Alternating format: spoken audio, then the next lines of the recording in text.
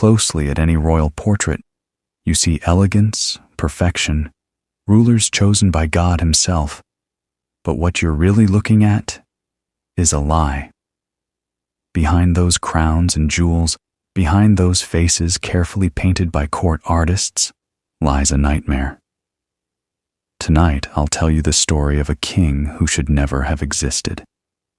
A man whose body was born broken, whose bloodline was poisoned by centuries of inbreeding. His bones were liquid, his skull filled with water, and his life became one of history's darkest medical tragedies. This is the story of Charles II of Spain, the king who was doomed from birth. It is November 6th, 1661. In the royal palace of Madrid, the midwives have just delivered the heir to the Spanish throne. But something is terribly wrong. The baby's head is swollen, his body weak, his breathing shallow. Queen Mariana, his mother, takes one look and shudders in instinctive horror. This was no ordinary child. But here is the dark truth. Queen Mariana was not just his mother. She was also his cousin and his aunt. His father, Philip IV, had married his own niece. The family tree was not a tree at all. It was a circle. And from that circle came a child who carried the weight of centuries of genetic mistakes. For nearly 200 years, the Habsburg dynasty believed they could preserve their power by marrying only within their own family. Cousins married cousins. Uncles married nieces. Even double first cousins were united in holy matrimony. They called it purity of blood. But in reality, it was genetic suicide. By the time Charles was born, all 8 of his great-grandparents descended from the very same couple. His inbreeding was so extreme that scientists today say he was more genetically damaged than the child of a brother and sister. As an infant, Charles could not feed properly. His mouth was deformed, his skull bones unfused. He struggled to suckle. He rarely cried, not because he was content, but because he lacked the strength. The palace wet nurses whispered their fears. This baby seemed too weak to survive. Yet somehow he clung to life. But survival came at a terrible cost. By the age of 4, Charles still could not walk. His legs were bent and weak, too fragile to hold his body. He also could not speak. His tongue was swollen, his jaw grotesquely protruding. When words finally came, they were slurred and wet, impossible to understand. Court attendants followed him everywhere with silk cloths to wipe away the drool that never stopped flowing. The boy who would be king could not walk, could not speak, and could not even close his mouth. The deformity became infamous, the Habsburg jaw.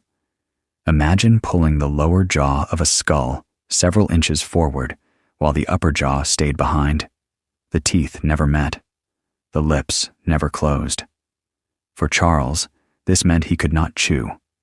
Every meal had to be cut into tiny pieces, soaked in wine, or mashed into pulp so he could swallow it whole like a bird.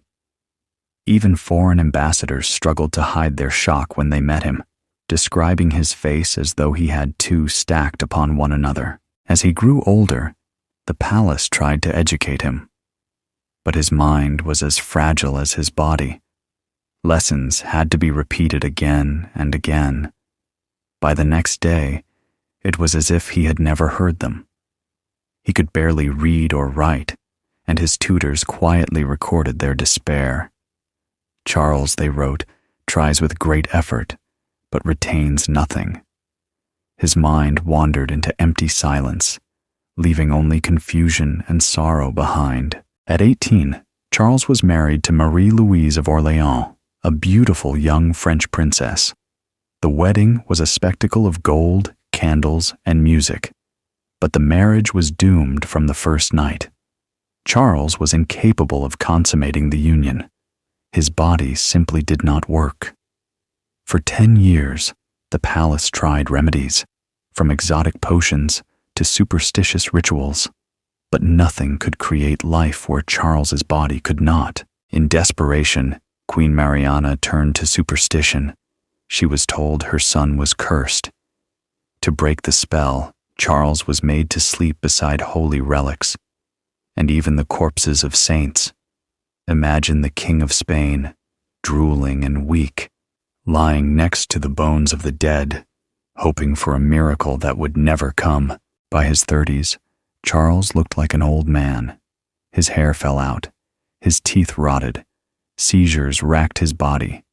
He muttered about demons and angels haunted by visions. The people called him the Bewitched.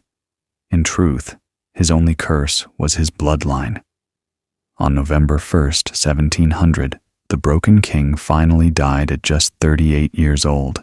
The autopsy revealed horrors beyond imagination. His heart was shriveled, his lungs corroded, his intestines rotten. His body contained no blood. His only testicle was black as coal. And his brain? Nearly drowned in fluid, leaving little room for thought or memory. His body had been at war with itself from the moment he was conceived. With Charles's death, the Spanish Habsburg line ended. Centuries of power, wealth, and empire collapsed because one man's body was too broken to produce a child. He became history's most tragic lesson in the dangers of inbreeding. Behind the crown and scepter was not majesty, but suffering. And so, the last king of Spain's Habsburgs passed into history, remembered not for his conquests or wisdom, but for the terrible price his family paid for purity of blood. And now, let your eyes close. Let the candlelight of the past fade. Rest easy, and remember, sometimes the most powerful kings are the most fragile of all. Good night.